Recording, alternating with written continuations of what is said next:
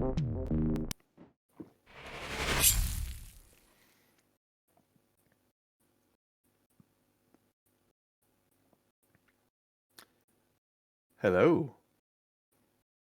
Hello? Yes. Hello. Hello. Welcome back to Easy Rollers. Vaybaba. We are back finally. We've had a short, well, I say a short rest, a long rest, while people went off and had some holidays. Dan walked up some hills. Um, and yeah, we are short a gilded branch for the moment. He will hopefully be joining us very soon. Um, we do have some newer followers I'm aware of, and since it's been such a long rest, I thought I would do a general, not just a recap of the last episode, but a broad overview of the entire campaign so far, so that everyone can be up to date, and anyone joining us for the first time, perhaps, can see what's been going on. So, in game time. It has been a year or so since this chapter of Vaybaba's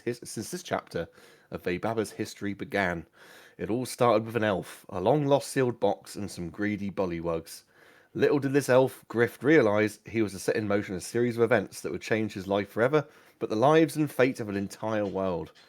Consumed by a darkness that was laying dormant in the sword, Grift was transformed into an evil servant of a long forgotten elder god, Narfiliac. But the party Griff belonged to was not the same party as we know today, and those heroes found themselves in search of a way to break this curse and hopefully rescue their friend. This saw them arrive in the elven city of Illantalos, looking for a female elf named Boroloff, who may have not only been able to help, but also wasn't all that she seemed. Before this could be done, however, the city quickly came under siege from hordes of undead and demons. Pushing this dreadful force onwards to the destruction of the city was Grift. The party escaped, and one of the refugees was Wolfer. Sadly, his family didn't escape, and while fleeing the city, the airship the heroes were on was attacked by more demons. One of the party, Leaf, fell in the fight, but was brought back by Boroloff, who had fled with them. However, in doing so, had forfeited her own life, as the energy drain was too great, and seemingly all hope had died with her. As she was the only one who knew a way to bring back Melnorus, another elder god, but one who was meant to be the opposing force to Narfiliac. We move forward and find HK, a warforged construct, Mugnef, a scholar, and Leaf, a lovable but naked dwarf, teamed up with Wolfer, now in search of answers for how best to destroy this curse upon Grift and the sword in an attempt to bring peace to the world again. This led them to Carn Lodir, the home of the dwarves. Here they learned they might still be able to use Melnorus' armour and weapon to summon him. They took on a trial and won the favour of long-past dwarven kings to recover his armour, after which the city came under attack once more from Grift. It would appear that somehow he was able to track them. A long and bloody siege took place, and this time there would be no escape. It seemed like the battle for Carnlodir was lost, and indeed, Leaf fell in the battle. But after rallying the dwarves, the party managed to repel the attackers, and from here, heavy artillery fire from above, the attackers turned and fled. A messenger from the docks arrived, Logan, to see if Carnlodir still stood, and he was quickly taken in by the party. A trip to the Fae produced Melnorus' weapon, which was wielded by HK, and through many trials and tribulations, the party had no choice to seek a way to fix a badly damaged HK, as the travel through the plains took a deadly toll on him. This saw us meet for the first time Narfiliac, who had escaped his prison in the Nine Hells, while the long dormant body of another warforged lost in the same hell HK was for centuries, where they'd hoped to have kept Narfiliac contained. We see HK destroyed by Narfiliac, and after entering the Tempest Dream, the spirit that inhabited HK, known as Keenan, who was once an Asimar, returns in a newly created synthetic organic hybrid body. The party are then joined by an elven scout, Lily, who was sent to bring them to the swamplands to the south for a meeting with the High Elves. It doesn't go well in terms of trying to broker an alliance, or at least obtain some fighting forces to help their cause, but the Swamp Elves, the lesser equipped but hardier of the elves, do agree to fight. If at least just so they can get their home back from the stuck-up oppressors that the High Elves have come to be known as. Making their way to Castle View, in an attempt to broker further alliances, they find themselves in yet another siege, this time from Narfiliac himself, in his true form, leading an army of devils and demons. After this battle, Keenan gains the favour of the god Pelor, and the party go about sending word for the forces of the free folk of the world to assemble to go north and retake Illantalos and destroy evil.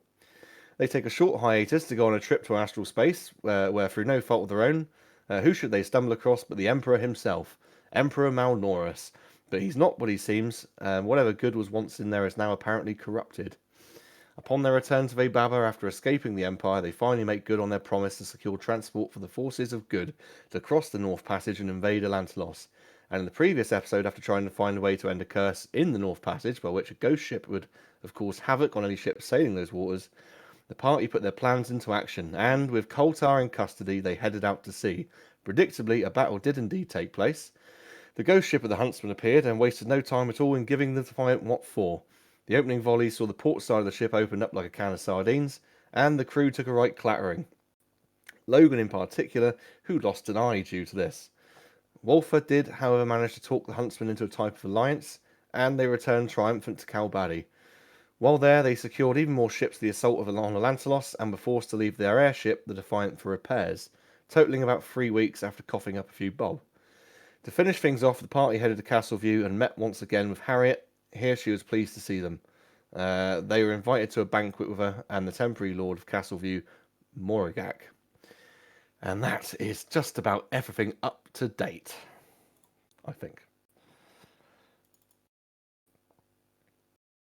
So, just a little bit of an overview, really. Everyone's very quiet.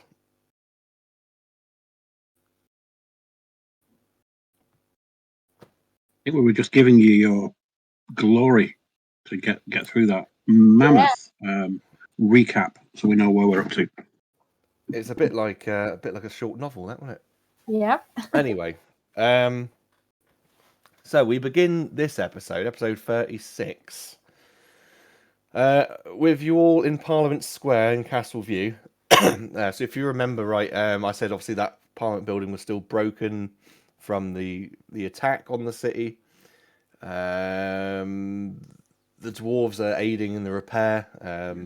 Outside of the city walls, there's a huge encampment full of different soldiers from all over the place, all human. The dwarves of Carnlodia have come to obviously fight as well. And yeah, you're in Parliament Square. There's the tents set up to, as like a temporary command post while the Parliament building's being repaired. That's obviously going to take quite a long time. In the main command tent, there's Harriet, Lord Morigak, several knights, all discussing various topics. If you were watching us last time or have listened, no, you wouldn't have listened to because we didn't save that episode. If you were watching us last time, obviously the stream went a bit wrong, so some of this may be a bit of a going over the same stuff, but bear with us. Yes, so a banquet's been planned for the evening where you can just discuss future plans with Harriet, but for now, Keenan is leaving the party. If anyone wants to go with him, you can, but he's heading to the temple in the northern section of Castleview. That while it was damaged, it survived pretty well against the siege. And the idea was he was going to go and use the key of Pelor to talk, hopefully, with Pelor himself. He has some questions. So if anyone wants to go with him, just shout. Otherwise, I shall assume it's just Keenan. Hey, Lily's going with him. Lily's going too, yeah. Logan's going to go as well. Maybe a bit sheepishly after the murder he did in that area. He'll be fine. He's going to literally swagger around the place. Nobody saw him. Yeah, no harm, no foul. Fine. Well, when you arrive there, you let yourselves in, and people sort of bow and nod at you, and respectfully. Using the key of Pelor, Keenan, you concentrate on his statue.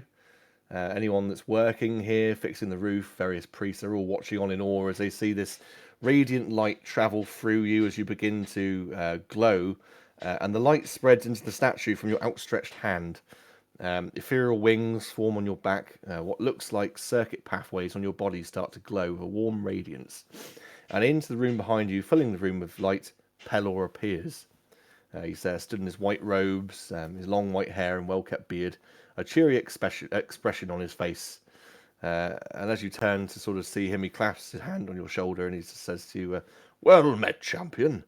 I've been kept busy with Narphiliac's containment, so I must apologize for perhaps not guiding you as I would otherwise have liked to. You've summoned me here. Please do tell me, how may I be able to help you?" Well, I got a few questions, if I may. We're a little bit lost and need a bit of guidance in what's going By all on. means, fire away.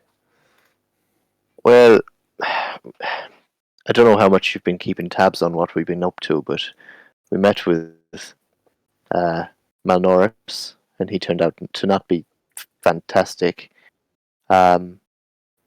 So basically, should we fear Malnoris, Narthiliac, or even Grift more? Which of the three should we be more concerned about? Well, I do believe you have to concern yourselves with the most present danger, which is, of course, this Grift, as he is obviously possessing the sword of Narphiliac, which could be proved to be quite a problem for your world. Narphiliac, of course, as you know, I have contained here in a demiplane, and although it's using an awful lot of my power, I am still able to contain him for now, but I wouldn't say I'll be able to do that forever. Malnoris, as long as he doesn't know the location of your world, will not be a problem. Well, I don't think we left any clues behind, but you never know. He might find his way here. We did actually have a few allies. Do you know where perhaps Captain Keswick and his crew might be? Are they headed this way? I am afraid I'm not entirely sure of particular individuals who are not within my sphere of influence. Okay. But one of the properties, you could channel some of the energy of the key, and potentially he could answer that as a question of the future. I think you'd have to use one of the charges on the key. I think when I set the ice up, there were charges available to it Yeah.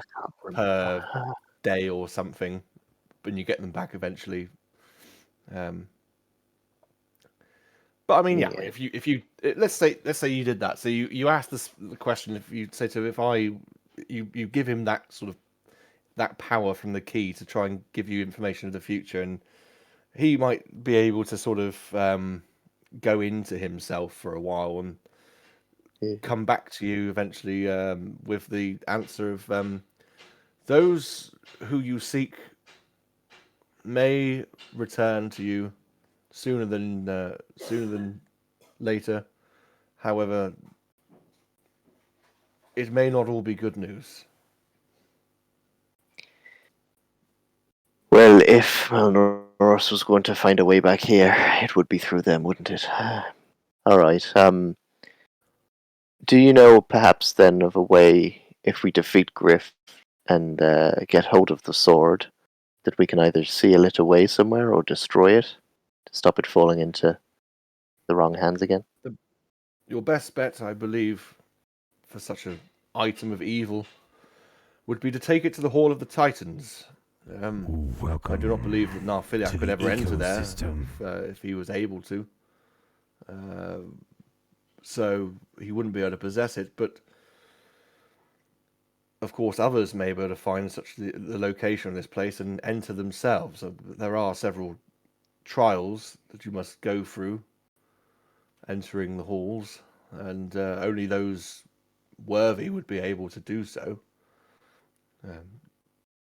I would, of course, be able to assist you there on any knowledge you may need ahead of that.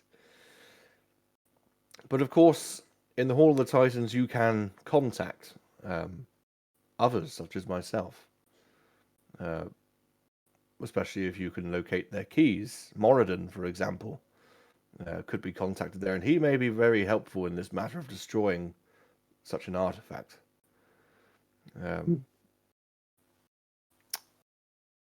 Do you know where we might start looking for Marden's key?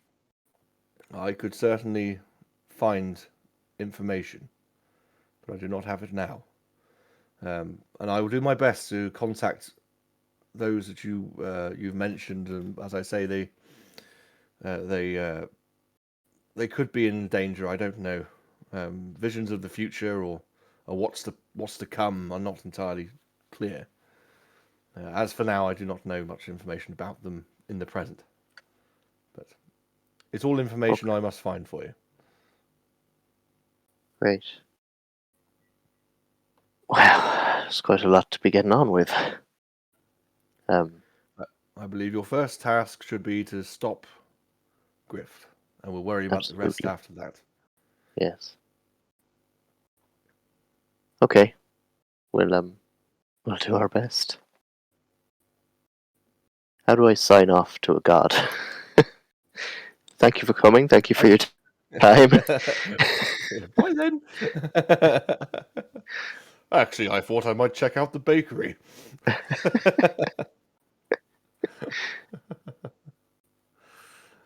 Yeah, maybe. Yeah, no, I think that when you finish your questions, you'll probably bow to him and he'll bow to you, and perhaps he would walk round the cathedral and just see what's going on, and maybe vanish off back to his plane of existence. But yeah. Bye. Did we hear what he was saying to Keenan? Yeah, Or if you're there, it wasn't a private conversation. If you so were there, so it you'd be wasn't there. like a spiritual. We could hear him. We could see him. No. He physically appeared. Everyone in there, because that's why everyone was in awe. Like, oh my I see. god, he's summoned this god. So yeah, I mean, you would be there. I mean, you could have been gathered round, and you could have even asked him questions yourselves if you wanted to. Interesting. It's not too late. If you're there, I mean, if you want to ask him anything, you can before he Oh no, just disappears so off. I know if Lily could have a conversation with Keenan about what they said, or if Yeah, go for it. So Keenan, If what do you think? What do you think we should do about the other keys that he said? Should we focus on them first before we continue? Well, I think he said that we should deal with Grift first, and then once we've got the sword away from him, he can't be causing any more damage. Well, and then we can seek a way to contain it or destroy it, or contain or destroy both Malnoris and Narthiliac indefinitely. But I think we need more power than Pelor alone has. So maybe we need to seek other keys and other gods. Or I could take it. I like a new sword. That was my next point, Walden. You want a lozenge there? How we are going to detain? Sorry, I was trying to do Logan's voice, but Oh. Okay, okay, Logan. So that's my next point. How we will manage to keep it safe without tempting anybody to take control of it. Yeah. I'll hold it. Exactly. All right. So maybe I don't know. Maybe if we can find a way before we just. I mean, do you know what though? I haven't actually considered this, but Xenaton in Xenaton's form, he probably could pick up the sword without any ill effects. Sorry, Volta's not there. I'm now playing Logan because I've got his character sheet. So Xenaton might be interested in the sword eventually, but for now he's not aware of things. I left Xenaton out of it on purpose. Right. I didn't realize you were being Logan there. Trying to be. That's why I thought, ooh, shiny sword. I'll get it. Yeah. That's what I'm worried about. We're just gonna go back in a huge circle. So from what I've been told, the sword causes issues if you pick it up or you try to wield it. So I don't think we should do that. But we do. I think we have a bag of holding, right? Yeah. Logan has it. Maybe I could carry that for a while. Yes, pass it to me. I'll put it in the bag of holding. Yeah, Logan, you have already lost an eye. Are you sure you want to lose more things? At the minute, Logan's quite happy to lose as much as you can chop off. He might not be happy when he gets back, but for now he's fine. Okay. Oh, that was a point actually. We did have that conversation before the summer holiday break. Lily, I believe you potentially have access to a spell that can fix it. I do Keenan, you have. definitely have access to the ability to fix it with the key. No, I do You had a have healing light. an access, and I do have an access. Yes, I can do it. Yeah. If we have because we were saying it depends how long we have where we are before we continue. It's also one of those spells. Now, as you know, I'm not anal on spell components. I just assume I always say we assume that in like downtime, if you're in a town or a city, your character in their downtime as part of that would go off and acquire the bits they need. But for spells such as that, I think it's got quite expensive components. A prayer wheel and the holy water. Oh, is that it? Yeah. Oh. Yeah.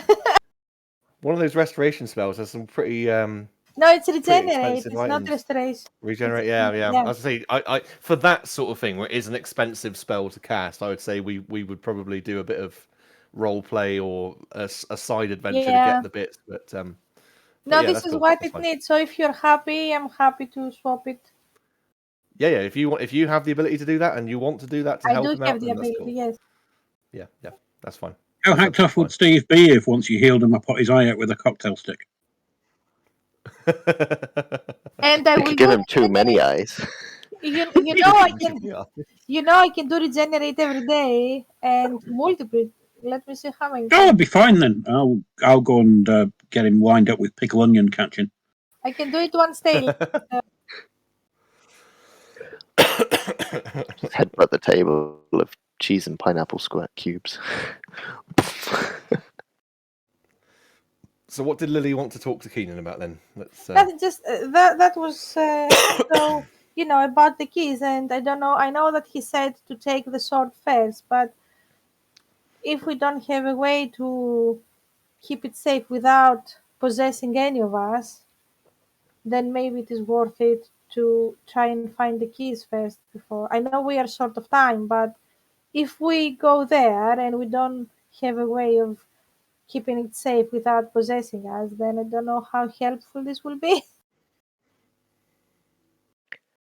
I'm just hedging my bets on the hope that we can get it into the bag of holding. Although, then how do we get it out again? Well, Keenan, you would know that the sword was in a box, a sealed, completely sealed box. Okay. And you would probably know because you were probably there when the sword was taken from Narfiliak in the first place, and then you were sent to get rid of it all. Bury it in hell and all that sort of jazz. You probably know that as long as you're not physically touching it, you're okay. So as long as you wrapped it up in like the planet fear in Lord of the Rings, if you wrap it up in a robe, it can't do you any harm. So if you had a big cloth and you could wrap it up and then you could put it in something where no one can physically touch it. It's just that physical touching of it. Yeah. So if I wore really big oven gloves, I could wield it. To be honest, you're doing a very good job of that. We can always try. It's not a bad plan. As long as you're always wearing gloves. Yeah, that's fine. If it is safe to do it, then yeah, let's do that. And make sure that Logan doesn't go near it. Keenan would probably know that there is a way of doing it. He would have seen it as HK before. Okay, then. Yeah, that's fine. What would you like to do? Is there anything you want to do before we go on to the banquet idea, or how do you want to do things? So for me, I'm just going to, since we are in the temple, I'm just going to say a prayer and give like a small donation to my goddess, even though we are in different, but just to give me strength and help me, continue this mission and just get mentally ready about everything. It's not just a cathedral to like Pelor either. Who was your goddess? Who did you go for? Because there are like statues to all different deities in here. It's not like a single worship place. She's the. Where do I have it? I will find it. I will tell you. She's the. One of the common ones the elves would take is something like Melora or something like that. No, I'll find it. That's cool. Yeah. Never mind. Oh yes, sorry, it is Melora. Yeah.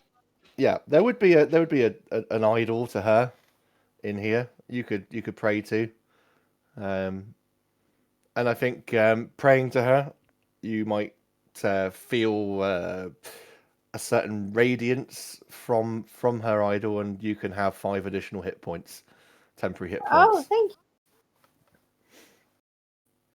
you. Yeah, there you go. Well, I mean, if you're not gonna worry, is there anything else you want to do, or do you want to move on a little bit? No. So, if you tell me how long we are staying there, so if we stay there and we have two long rests, I will swap my spell. I will do the long rest, then I will do regenerate to Logan. Then on the next long rest, I will swap my spell again, and then I will have all of my spell. You would know that you don't have time for a long rest because you've got this banquet you're going to be taken to. What about after the banquet? Well, maybe after the banquet. Maybe. It's fine. He lost his eye. He lost his eye before. I can eat cocktail sausage with one eye. You need how many long rests do you need to get the spell? 2. One to get it, then like I can do it once, but then I will not have a powerful 7. You would have had a long rest, leaving Calbady coming to Castleview in that last episode, so that would have been a long rest there. So I have swapped it. Then I did regenerate to Logan, and now I will need the second one to swap at my. So let's say in the temple, or in the cathedral, you find a quiet space, and you take Logan aside, and you cast the spell, and Logan gets his eye back. Is it after a certain amount of time, or is it instant? Let me see. I think it's instant from what you said before. Let me see. Casting time 1 minute. Yeah, so you cast the spell, and Logan gets his eye back, and you're just going to need another long rest to get that swapped around again. Yeah. But you sort of spend a little bit of time there, and as you leave the cathedral, Logan's baby's all like, "Oh my god, I can see back out that eye again. How weird." A wagon pulls up with a canopy over the top of it. Like an old Western style wagon sort of thing, with a rather dishevelled looking driver, a couple of horses, and he looks down at you all. "Afternoon, my lords and lady. I'm here to take you to the banquet. Would you like to hop on?" Nice. Let's go. Where is Walter? I presume he's with you. I didn't go to the temple, but I could have joined them later. Yeah.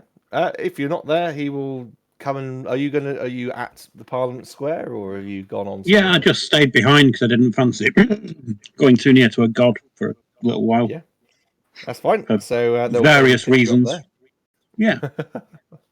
But as I say, by early afternoon, you're all met or reassembled and loaded onto this wagon.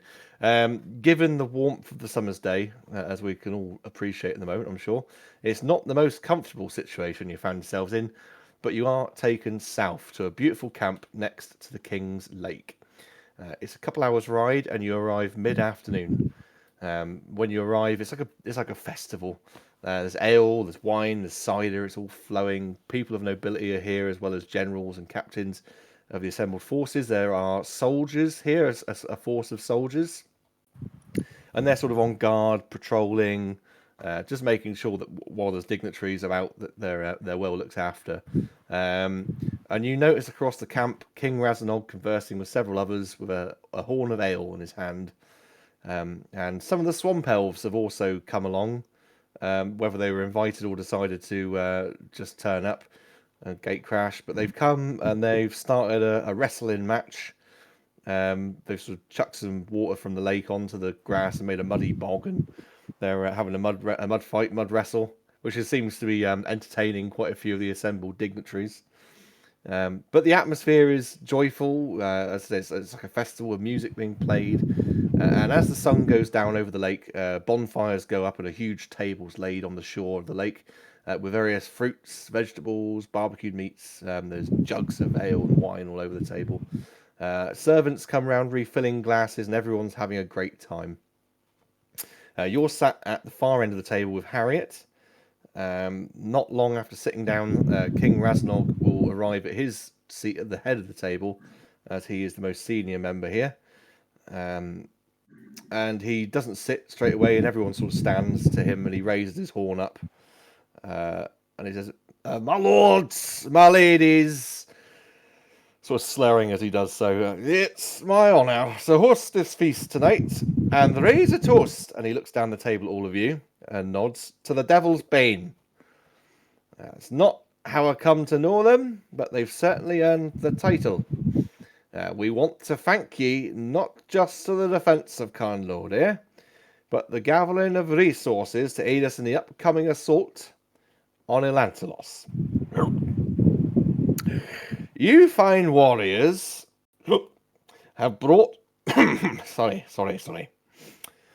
You fine warriors have brought my kin together once more with the honourable men of Castleview to again rekindle old bonds in war. And he raises a horn in their direction, and they all sort of raise theirs and sort of cheer and hip hip. You've also brought us an unlikely ally, for which we are truly grateful. The swamp elves, and they just go, "Hey, yeah, calm down in the back there, calm down, right." The more grateful and less so stuck up their own arse cousins of the high elves, of which we find ourselves racing to the aid of. So I thank ye. And someone comes over and, "Maybe you should just sit down, my lord." He goes, Aye, yes, all right then. Eat on, thank you very much." And he sits, well, more like he falls into his chair and just starts stuffing his face. And as he sits down, the music restarts, and so does the feasting. It's a nice warm summer's evening. The sun's dipped below the hills on the opposing bank, and with the lights of the fires, it's quite nice, really. There's candles on the tables. The occasional drunk soldier will pass by and offer you congratulations, on all your deeds. Logan's going to have one of absolutely everything, and 6 of every beer. Why not? That's what it's there for. He's going to get well and truly bladdered. He could even enter into a drinking competition with King Razornog himself if he wished to. Well, I think it'd be rude not. I think it'd be rude not to. Yeah, why not? Also, Lily can do that. Yeah, you could do whatever you like, but before anyone gets up and disappears, Harriet's going to sort of get you all huddled in a bit as she can. So, can you tell me? We haven't really had much chance to speak properly. What did you find out? So, what you said you were on some sort of a ship which took you up there, as you put it. You spoke of allies. I'm desperately trying to remember that previous episode of what she's already asked you and what she hasn't asked you. What did you find out there? And the naval forces. You said there was a plan for assembly of naval forces on boats to take the forces across. I need to know about that. And I will give you the plans from the scouts as well, what they've discovered. But why don't you fill me in on what you know first?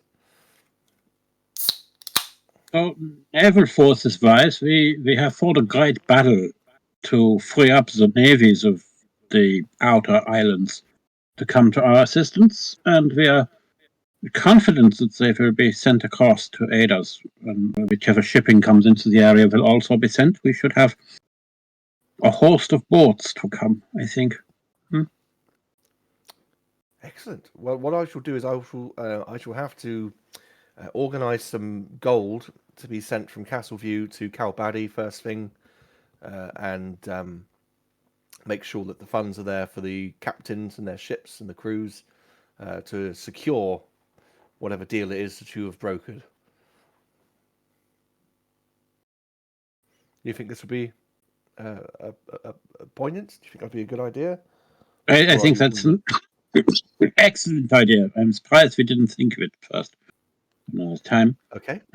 Well, gold always helps secure things. So, but if you're confident a deal has been struck, then I'm sure they will hold their word. I think we're quite confident, aren't we, gang? Excellent. Okay. Yeah. You can take that silence as absolute confidence that we're pretty happy. Lily's a little bit tipsy, so it's like, yeah. Yes, I did. Yes, I know all about it. I can see that you've been drinking since you got here, and probably on the carts down here as well. Oh, I says. Not on the cart. I am a lady. Oh, okay. Yeah, we never cart and drive. Drink. Yeah, that one.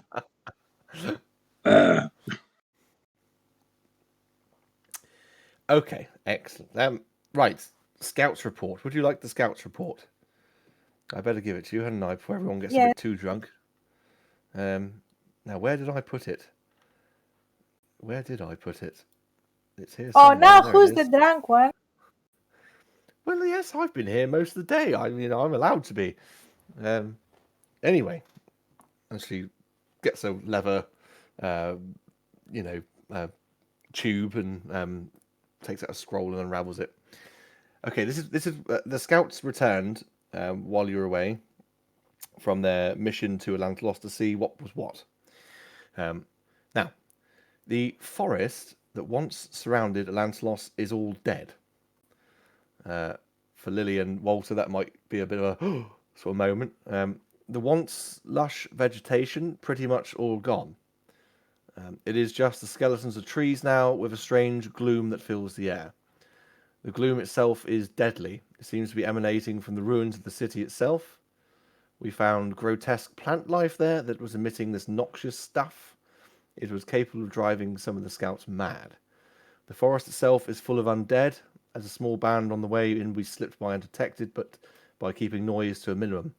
Any noise will pull them in. We learnt that on the way back out, when those driven mad had to be left so we could escape. The dead appear to be elven soldiers. In the city, it is in ruins. Demons seem to be commanding living souls to take the materials into some kind of excavated hole. We found they are building some elaborate underground city or command post. Some way at least for more demons to make it to our world and stay away from the light of day. They don't seem to like the daylight much, they say here. The home tree where the Lord and Lady once resided has much been destroyed. Its stump remains, and around that they've built some kind of towering citadel made of stone and ice. The temperature in the area is much colder than you'd expect, although being far north and in that sort of Arctic region, it's very cold at the moment, apparently, for this time of year. It is our opinion that the civilians that yet live must be rescued before any large ground invasion is launched against what remains of Illantalos. And that is where the report ends. Good, I concur. I would much rather rescue my family before we assault the place than afterwards. If your family... Are they... Did we establish your... Yes, you had a vision, didn't you, that established your family was still alive. Yes. Yes, I had one vision. So the civilians, are they somewhere all together? So how can we... Because if they are scattered around, Illantalos, then how can we find them? Are they all somewhere together so we can have a rescue mission? I can only presume from the report that they must be toiling in different areas. They're not all concentrated in one place. Maybe they are, maybe they're not. I don't know. I wasn't there. And the scouts were not... that's all they gave me in terms of information on it. I presume that they weren't able to get a full reign of the place because they must have had to stay fairly well hidden, so they can bring us this report. On the report, while they are saying about these plants that they make them crazy, can I have a role? Can I do a nature role? Maybe I can understand what they are and. What do you mean, the sickly plants? Yeah, so you know that she said that there are sickly plants and there are some of them that they make them crazy. Mm-hmm. So if I do It a was the nature fog that roll, it was like. Yeah, it was like the fog or whatever it is that seems to be driving people crazy. I see. So if can I do like a nature's roll to see if it is Yeah, something that I might have heard, as a yeah, go for it. spell or. Go for it. Are we entirely sure it wasn't Logan's disease that's just spread a little bit? 18. 18. I don't think Logan's got any diseases, does he? Not Yeah, yet. Give him a chance. syphilis. The night is still young. Give me a bit of chance. He better hurry back. I'm telling you. Yeah, you would know there are plants that are toxic and poisonous in the forests around there, and perhaps with your arcane knowledge as well, you would probably guess that those plants which are toxic could well be influenced by some other dark energies which are causing a corruption which is bringing on this maddening effect or whatever. Because like I say, you know that they're poisonous. What the effects would be, you just don't know without really studying them firsthand. But yeah, I think you could take a really good guess and say no, they could be corrupted in some way. I see. And is there a way that we can fortify ourselves so we are able to cross this area without having these effects? Is there like something protective that we can do? I should probably say to well, I would imagine maybe an advanced an advanced party could maybe try and destroy some of the plants which may be causing this effect. We could certainly send airships and bombard before any ground troops arrived. That's an option. Whether or not it would clear it out entirely, I don't know, but it's certainly an option. Okay. We might lose the slight element of surprise if we went in and bombed the crap out of them before attacking. I Yeah. presume they must have some kind of way of knowing the large force was coming anyway. They must surely know. Nobody would Why? be Did so you see defenseless, would they? anything? Did you see any changes that show that they know? Well, no, our scouts are able to slip in and out quite easily, but not so much on the way out. I believe they lost a couple to the madness. I would imagine they must have some sentries. I mean, if they engaged the ones that were left behind with the madness, they would know that we were trying to probe them for something, I would imagine. So I don't know. I couldn't really say, but it could well be possible they would be monitoring to make sure nothing else happened or no one was coming after them. Of course, the big question is, what's the end result here? What are they after? Why are they building this fortress here? World domination? Could Going be. to slip into slightly the back end of things there and just cast a mental question at Xenarton. Excuse me, my Xenarton. Do you know what the hell they're doing there? Have you got any inclinations from your plane, Almighty Demon Lord? What would he tell you?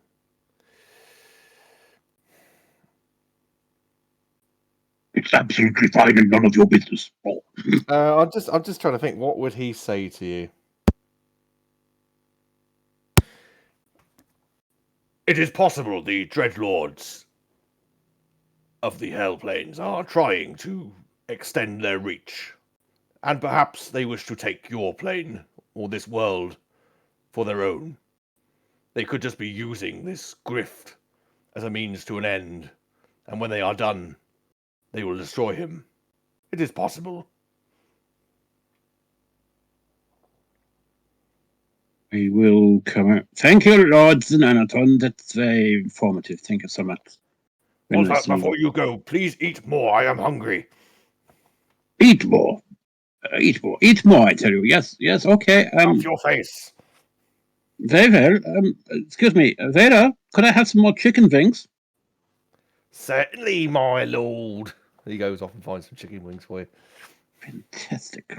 It's a good sort of protein and very healthy.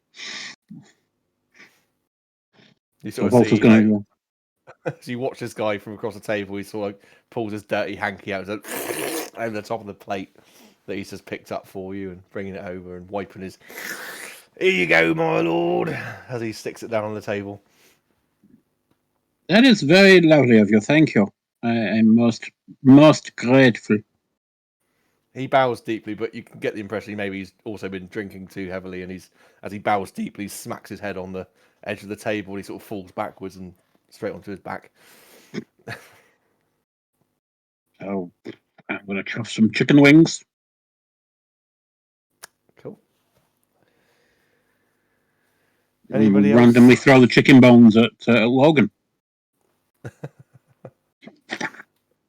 Any other questions, or do you want Logan to challenge Razanog to a drinking competition? I think maybe if he told you that, up above there were lots of birds, all as big as this one, or even bigger, with creatures with weapons of energy that made ours look a little bit tame in comparison. But some of them are on our side, which is great fun. And they may be on their way to help us. I think, what's her face? Yeah, I think she wanted to know what was happening in the stars, so give her a little bit of a précis. Yeah, that sounds quite fantastical. Yes, I believe you. I mean, you obviously went somewhere. Yes, we did. It wasn't Aberystwyth for a week or anything. It was very nice. I mean, she hasn't seen the astral ship yet. I mean, that's still with I can't remember what Brian's character was called now, but that's still with him at Waterhold. So not been seen yet by anyone else here. But yeah, can you tell me more about these other creatures? I think she'd seen the Stargazer, hadn't she, or bits of the Stargazer when she went off with Mugneth. She'd been in. Yeah, they thought it was a weird chamber that had like a metallic chamber. That's what they thought it was, because they had no comprehension of it. And of course, it wasn't lit up either. Then it was there weren't. It hadn't been activated by them.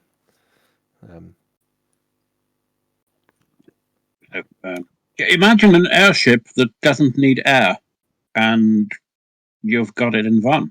That's where we went and how we got there. My Lord Volta, it is more than I can possibly hope to comprehend, and I hope to see it one day. I really do, but for now, I can't fully appreciate it. We are hoping to have our own little ship brought down with us, and maybe several more following some of a bigger nature with more guns.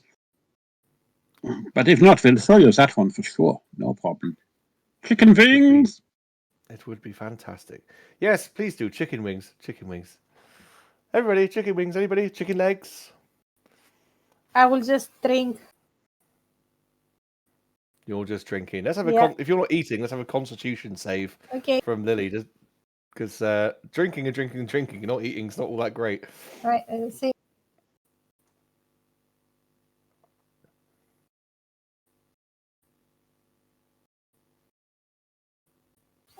Nine.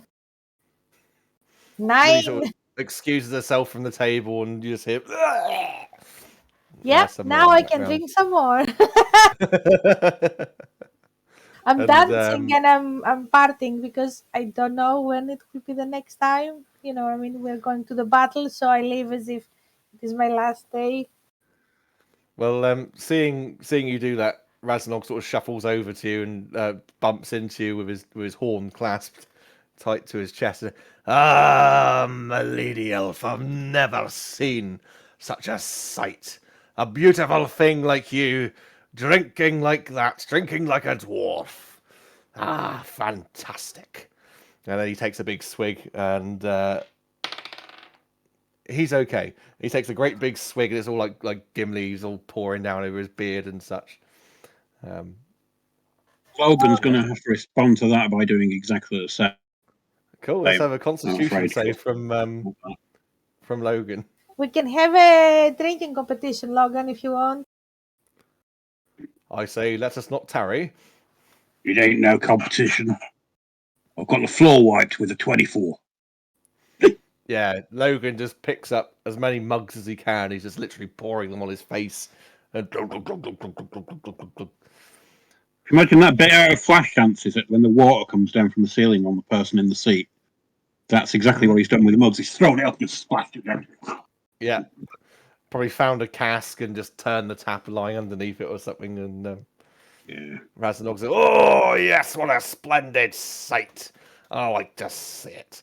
And then one of these, like, maybe the knight walks over and says, "My lord, maybe we should go back to our seat now." And, "I'm all right," as he falls over and sort of rolls down the bank slightly. But the party goes on. If there's nothing else from anyone, eventually, everyone very drunk, very full of food, except for Lily, heads to bed. And they've got you a nice little tent set up. Would you like to have your own tents, or would you like to be in a larger tent which can accommodate all of you? I'm happy to be with the rest of the team of the party because, you know, we are all together for so long now, so it's not an issue. Also, I am meditating. Yeah, big tent's fine. Yes, as long as he's got a bed and a bucket. Excellent. Well, they will lead you to like a larger tent, which is all set up. There's like a nice, there's sort of chests in there. You could maybe put clothes into, take armor off and put it in or whatever, you know. So you can sleep comfortably. There's pajamas laid out and all that jazz. And during the night, you all sleep rather soundly from taking on so much food and drink. Far more than you've had in recent times, and certainly a welcome relief from the stresses you've encountered. Wolfer, you do wake up sometime in the early hours, maybe 3 o'clock in the morning, and your guts are just rumbling. You feel so hungry. And you just hear that voice in your head, "Walter! Walter, wake up! I'm glad you were satisfied at the dinner table. However, it was not enough. You must eat more, and now I demand a sacrifice. Find me a horse, or failing that, King Razanog's ram looked pretty good." Maybe a chicken would do you. I could probably find a chicken. Whatever, just find something. Okay, so bleary-eyed, wandering at the tent, looking for a chicken pen or a pig in a box, somewhere near the kitchen area, I guess, something that's going to be... There's nothing live, apart from horses and his ram, but you would find plenty of carcasses, like spit-roasted pigs and such, which weren't consumed. There's still, like, at least one, which you could take some time to try and consume. Or unless, of course, you let him out and let him do what he needs to do.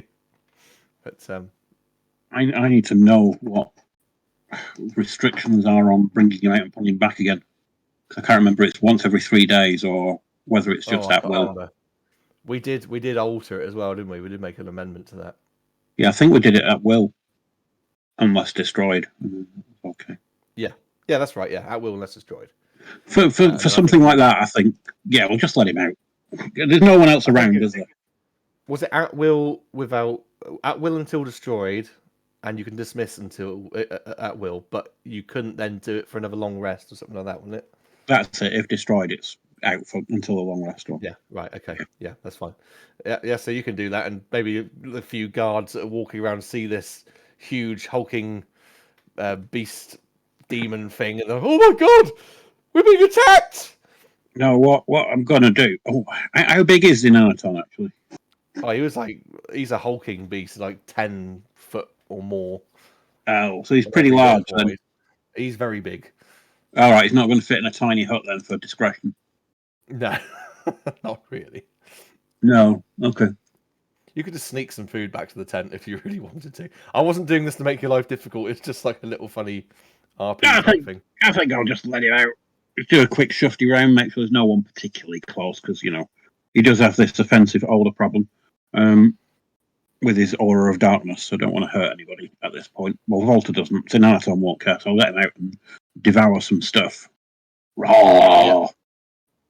So I'll start wading my way through whatever suckling pigs are left on spits. Yep. And eventually he's happy. He's happy eventually, and you can go back to bed.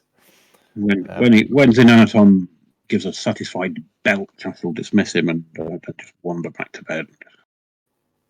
Cool. Keenan, you dream, and I think he is actually dreaming. You dream you're flying at speed over the ocean. Pardon me. You reach land, desert, mountains, and finally a valley. And buried in this valley is like an entranceway. It doesn't look particularly obvious. It's like a hole in a great big wall. There may be some like carvings around it, but nothing particularly meaningful. Then your vision changes and you see Malnorus in the midst of a great battle, but he's holding up the sword of Narfiliac, and it shatters. And your vision shifts again. You see Narfiliac standing over the body of Pelor. And finally, you see the same vision as before. You're in astral space, is hovering above the planet of Vaybaba, holding up a spear.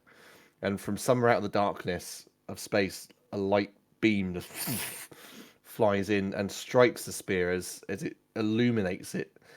And you plunge at the planet, and that's the end of it. And then in that darkness, as you maybe start stirring from your slumber as it's morning, you just hear Pelor's voice. Champion, my strength is waning. These are the things that could yet come to pass. Champion, you must do what you can to save these lives. My strength is waning. You must get to the Hall of the Titans. The others may be able to help you yet. And that's it. And in the morning, as you prepare for the day, yourselves for the day, in the tent, maybe getting ready to make way for Castle View again, as things are being packed up, a young squire enters your tent and he sort of pulls the curtain back. Pardon me, my lord and lady. There's a goblin and some others, people here to see you. Oh, Goblin! Well, that sounds entertaining. Brings him in? is there a big shiny golden guy? No, I think you might want to come out and see them. Okay. It seems to have drawn quite a crowd. Hey, Go out. If you go out, you see like loads of people all like gathered around and in like a big circle. And as you sort of make your way through the crowd, you see a familiar sight of Kezik's ship. And Kezik's sort of there, and he sees you, and he starts waving his arms and jumping up and down. He goes, "Hey, it's us! We're here! We made it!" And everyone's sort of looking on quite staggered because you've got to remember they've never seen Ganassi or Dragonborn before. And they're like whispering, like, what is that? What is that beast? It stands like a man, but it looks like a dragon. And they're all sort of shuffling about quite awkwardly, and Kezik will come charging over to where you are. Guys, we made it! We found you! Oh, we are so glad you arrived here safely. Was your trip difficult? Difficult? Yeah. Well, we were captured again. We were covering your exit, and we got captured. And how did you manage to escape? We were rescued, actually. Goltan. he managed to get his people, and they found us. I think Klaxel managed to send a final, like a distress signal, and they found us, and they rescued us. The good news is, your appeal to the Order of the Golden Dragon was successful, and they're going to come and help you. What are the bad news? Well, that guy that you helped escape and flew your ship here for you.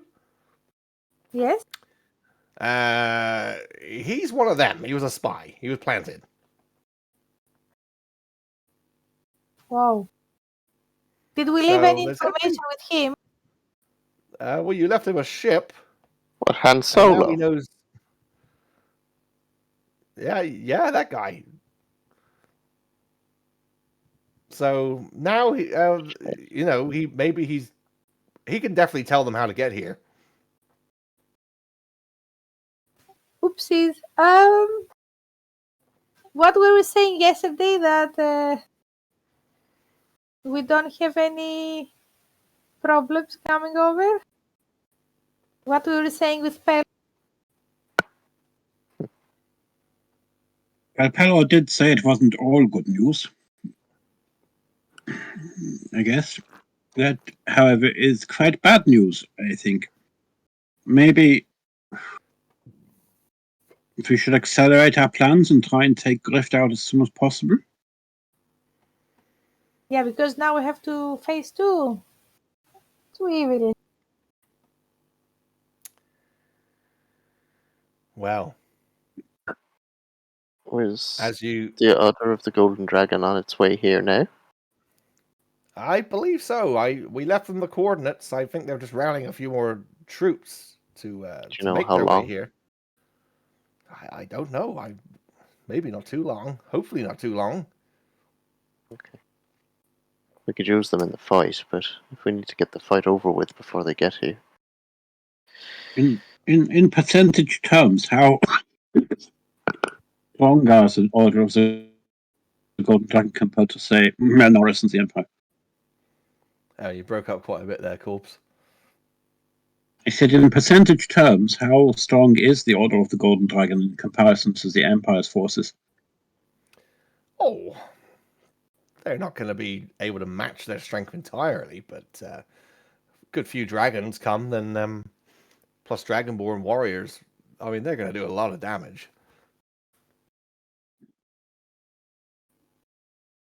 I mean, they already assaulted. They didn't just rescue us. They didn't send like a team aboard to rescue us and then leave. They did some serious damage to Melnoris's flagship. Serious damage. Then I think we should possibly communicate this to King Grazanog and the rest of the army leaders and formulate a plan. We're not quite ready to strike, I don't think. Yeah, but I mean, there's still people looking very puzzled at the appearance of like Klaxel and that.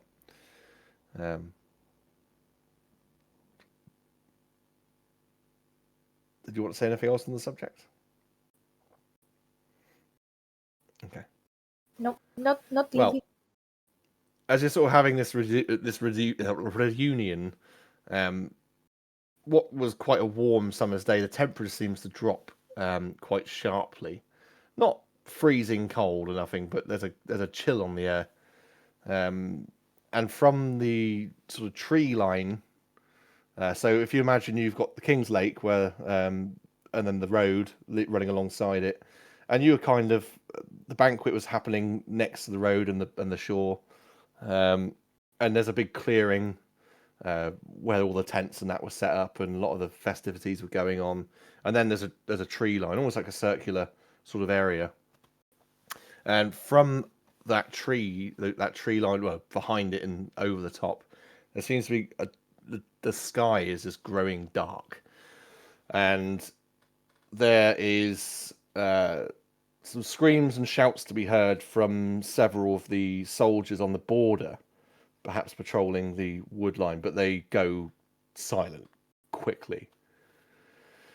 And emerging from the woods that surround the clearing that the camp is set up in, you start to see this slow, deliberate clunky movement of what looks like elves, but they are clearly dead. Wow. And they are in tattered garb, broken broken armor, ripped tabards, all bearing the crest of Illantalos. And they start to emerge, and they stop in plain view, surrounding the camp entirely. Everyone here, you are backed up against the lake. You can't flee up the road, you can't flee down the road. You are surrounded, and that's when you see emerging from this shambling mass is Grift, now looking quite gaunt, pale. His hair's white and thin. He has that obsidian black plate armor, wielding the sword in one hand. It should be absolutely impossible because it looks like the sword itself has grown in stature and impossible to wield. And that's when you just hear him say, "At last, I have you. There are no walls to hide behind this time. Your strength is too far away to help you. This is the hour that I end those that would seek to subvert my power. No one is going to take this sword from me. I have freed myself of Narfiliac, and now I shall free myself of you, you wretched people. Destroying you and your forces' leaders will secure my ascension to the rule of these lands and its people." Now he points the sword in the direction of all of you, and floods of undead start racing forward, and that is where we're going to roll some initiative. And I've set up some specific rules for how this will work, because there's quite a lot of people. But Raznog and the various commanders start shouting all sorts of orders, and the soldiers and the knights that lead them are forming like these defensive lines facing all around you. So imagine sort of like the battle at the Black Gate, that sort of thing. You are just surrounded apart from the lakeside, and they're forming up. So you've got about 100 soldiers, and they've been split basically, so they're forming like a horseshoe shape. And what's going to happen is, well, no, let's get into it. Let's get into it, and then I shall tell you what's going to happen. So let me just bring up the encounter tracker on Beyond, and then we shall get into it.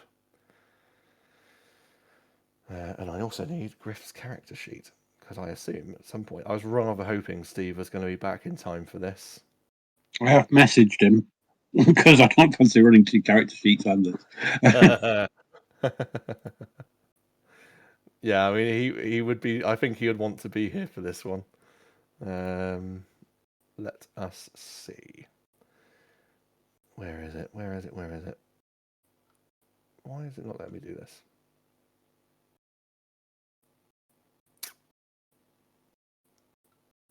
Hang on. What's going on?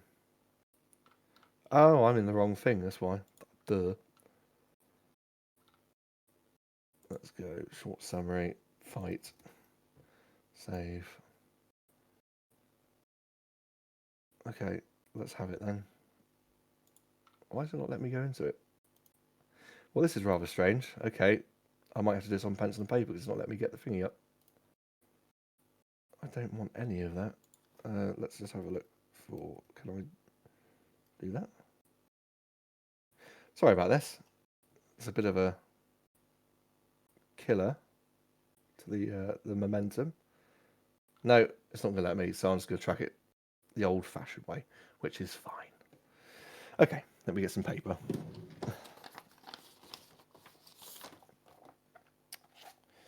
Right, so if you guys give me your initiatives. Mm-hmm. So, let's write down Lily, Wolfer, Logan, and Keenan. Okay, Lily, what's your initiative? 9. 9, oh god. Wolfer? Yeah. 19. 19. Logan's? I'm just rolling it now. With me. Where's it? 14. 14. And we got Keenan's initiative.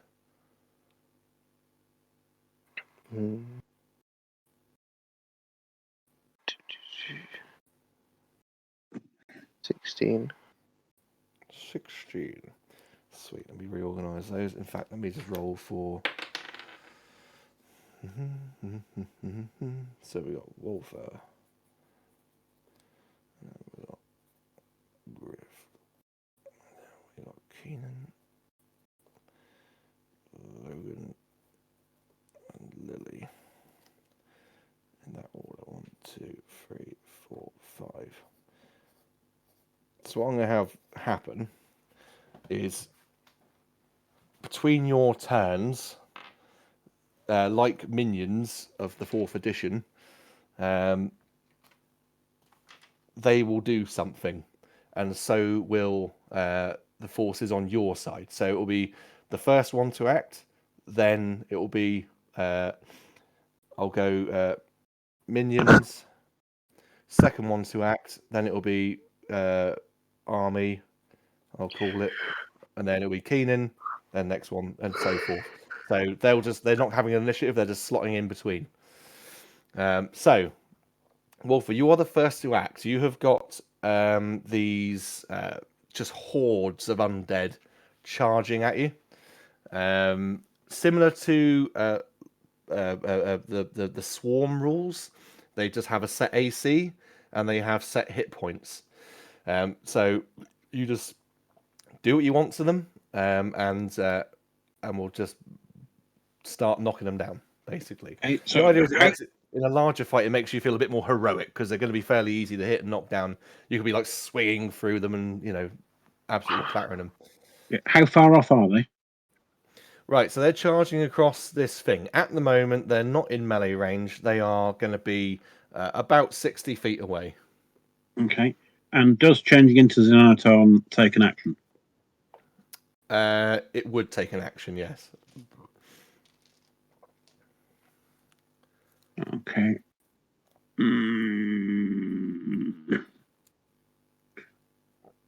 Oh, stop it.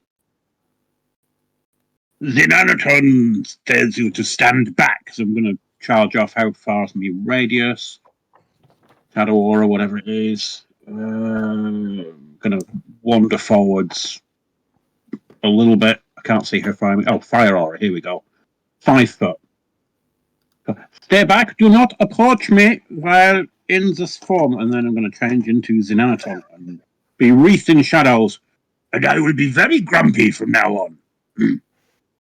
Welcome. Most excellent. Cool. Anything else you would like to do on your? There is nothing else I can do. Excellent. Fine. We switch to the minions, the packs of undead. So what you see is they've been sort of divided down. So you've got groups almost like skirmish groups of like 10. So there's like 10 of these shambling corpse things that's like coming, and they're all in like little pockets and groups, and they're coming from different places. So you can decide to attack any of those packs, but they are going to rush in. They're going to use like a dash action, and they're pretty much going to be coming up to engage this circular wall of the army that's assembled there, of the soldiers. And that's all they can do on their turn. We go, and next in order is Grift. Unfortunately, he's quite far back. He's at the tree line. What is he going to do?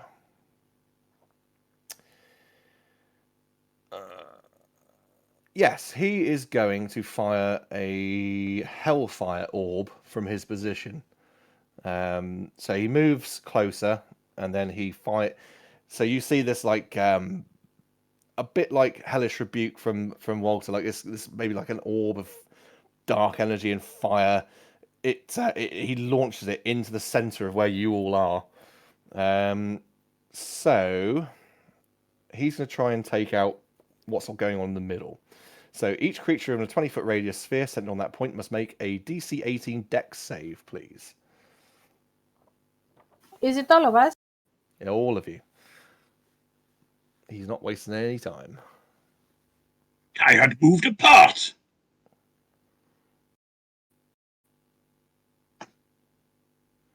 If you don't think you're in the centre of all this, then that's fine. That's where he's chucking it. If you think that you've got reason that you would be elsewhere. Well, because of the shadow aura, I knew I had to go slightly away from everyone. That's why I told them not to approach me. That's cool. Right, so you can avoid that then. That's fine. 5. 5, okay. What's Logan getting? What's Keenan getting? Hang on, sorry, Logan. Damn it. I got 17. So you got Dex. 17.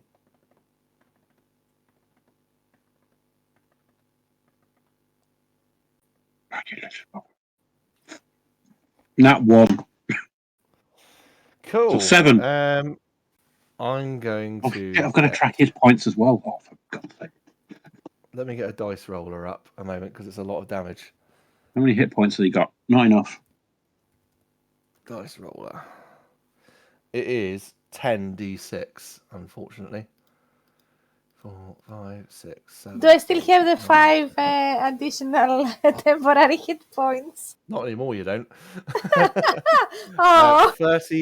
34 points of damage. That's that will be, oh my goodness, what's half? That'll be 30. That'll be 17. 17 points of fire and 17 points of necrotic damage. As anyone caught in this sphere, as it goes off like a bomb, is just hit by these waves of destructive nastiness. After that, he does 34 fire and 17 necrotic. No, 17 of each. Right, got you. So I need to half. 34 in total, but because of the necrotic damage, whatever the HP total is reduced by 17. It is the army's go, your soldiers, and the way I'm going to do this is, as long as they're engaging each other, it's going to be like a skill check, basically. So I'll just give you an update on how that's going as we go through it. But if someone wants to roll a d20 for me to represent your army's forces and tell me what the number is, and I'll give a roll for the minions. 8. 8. Okay, so that is for the soldiers. I'm changing these dice. And minions. That is a failure for the soldiers, I'm afraid. As I rolled it higher. And then we're going to go to Keenan. I will take a nap. Go into the radiant form. Can't remember what it's called. I just saw it and it's gone. Probably is just called radiant form. Radiant soul. So I get the wings and I'm going to fly up 30 feet or so. Sort of 10 feet to the left of where Illantalos is. Mm-hmm. And that's an action, so that's all I can do. Cool. After Keenan, it is the minions, and they're going to attack the army because that's what's in their way at the moment. Someone give me a roll for your soldiers, and I'm going to roll for the minions.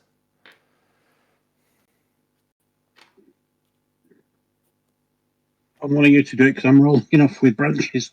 17. Sorry, I forgot to press the button. 17. Unfortunately, another failure. What you see is, I know I rolled a 19.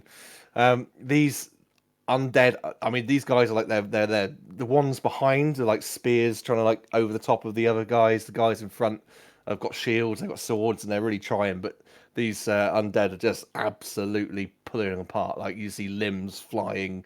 It's grotesque. After that, we have Logan. Oh, Logan.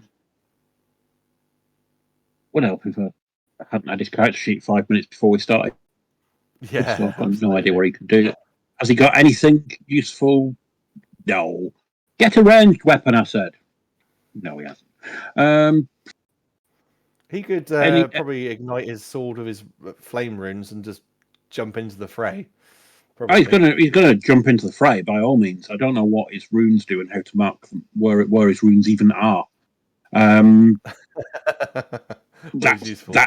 the thing, because no heads up at all. He's going to charge in with the Light of Athenia, and he's going to what's his one? Someone messaging him telling him I really will kill off his character unless Ryder gets better very soon. I can't find them, so I'm just going to do. I've texted him and said, "Look." I think that it probably does advance or does double damage or something against undead. It will give him some benefit to undead. So that's a 19 to hit. The 2d6 plus 5 slashing, if that hits. Yeah, that absolutely hits. They've got a very low HP. So you roll the damage, and I'll tell you what happens. On 2d6, roll that. So that's 8 plus 5 is 13.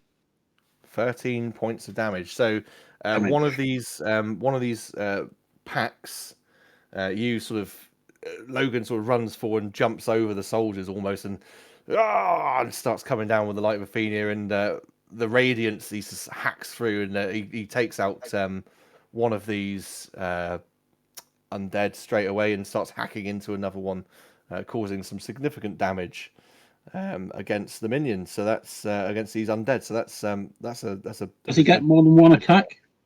I think he does, doesn't he? Yeah, I believe he does get a multi-attack, especially as a fighter and a rune knight. I've got no idea how many attacks he gets, so let's go with at least one more, shall we? Yeah. Does he not have 3? I think he has 3. I can't remember off the top of my head, to be quite honest with you. 17. Will hit, yeah. I'll tell you now, they have such a low HP, AC, I don't think it's possible for him to miss. 2d6 plus what? 5. So that's 7 damage from my 2d6 plus 5 for that one. Yep. And we think 3 attacks, don't we, with him being a fighter at this level. So we'll more go again. Yeah, he takes out more of these things. I think what AC did you say they had? Oh crikey, it's really low. It's 5. Oh well, he's hit them with a 2. Happy days. Yeah, the point of these things is they're supposed to be really easy to hit and kill, but there's a lot of them. 9 plus 5, 14 more radiant damage. Yeah, I mean, he's just abolishing this pack of them entirely. Put that down to there. Cool. I mean, he's basically reduced this lot to half already. Half its strength, this first pack that he's attacked. And the soldiers around him are probably sort of like rallying to him. And it is, if there's nothing else from Logan, it will be their go, the soldiers. And so someone roll me a d20, please. That's going to represent the. Please roll somebody else, because mine always. They're not. Go on, Captain Downface.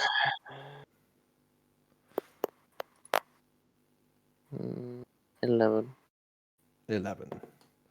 Yeah, the soldiers are successful this time. And with seeing Logan's damage, they rally and start going at it, and they're successful on this one, and they destroy between them that first pack of these undead. So you start seeing a gap starting to form in this offensive line from the undead horde. I'm just going to reply. I have seen your message, Dan. Hold on. If we can get Steve back, then you could probably swap places with him. So he can take over yours for you. I just meant if Steve's not here anyway. Like, he's missing out on the big fight. He is missing out on the big fight, you're right. Are you with us soon? Well, let's finish this round off. Logan. Yeah, that's fine. Well, let's finish this round, and then we'll have a discussion on what we want to do. So we're only an hour off the end anyway, and I don't know if there's anybody actually watching this on the stream anyway. So he's not going to be able to join us. So Lily, it's your go, and then we'll Okay. We'll wrap it up there for now. So, So you said we are in the middle and they are surrounding us. That's right. And you got like a wall of soldiers all around you. How many feet is the surrounding area? Oh Christ, you've got like 100 odd soldiers spread around in 2 lines. It's a big arc, a really big arc. Right. How far am I from the end, from where? Well, you were somewhere in the middle of it all, because in the middle of this like horseshoe. So what is the distance? I don't know. You could have it at. But are they on feet. side? They are on my side. I can see them. You can see them. You've got Right. about, I'd say 30 feet then, if you want a number. We'll say about 30 feet. So, between the soldiers and the undead, a wall of water springs in place, and around us, a 300 feet long wall of water, 300 feet high, 50 feet thick.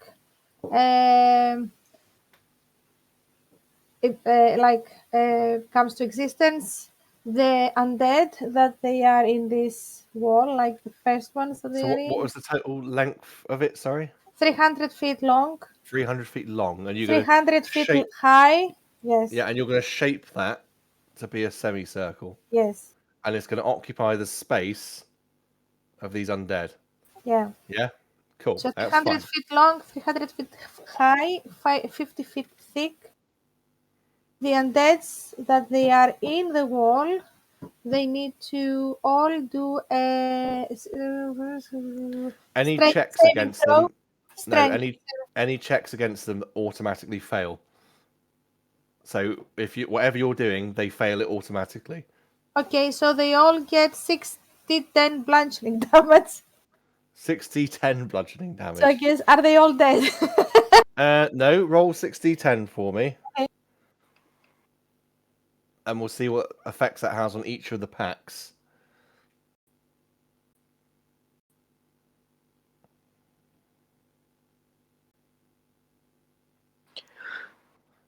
You would be quicker just using an online roll, you know that, don't you? I know, but by the time I will find it, so it's 9 and 9, 18, 27, 30, 36, 35, 36 and 5, 41 hit points of bludgeoning damage. 41 hit points. You almost have each of the packs. You don't kill them all. So each one is at 6 strong now. Pack HP. I'm just going to write some notes here because we'll leave it there now. Branch isn't going to be able to join us, and obviously Dan is a little bit on the sleepy side. Right, okay. So that's that round finished. So we're on round number 2. I'm just going to make a note. Round number 2. Okay. Corbs, can you just message Branch and just let him know that we're going to have an hour's... we're going to finish an hour early just to... we don't want him missing out on the action and the fun.